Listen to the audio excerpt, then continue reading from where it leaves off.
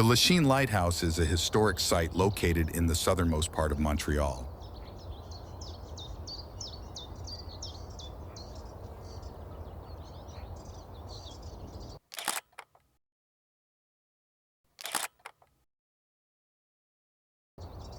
It was built in 1849 to help mariners make the transition between the Lachine Canal and Lake St. Louis.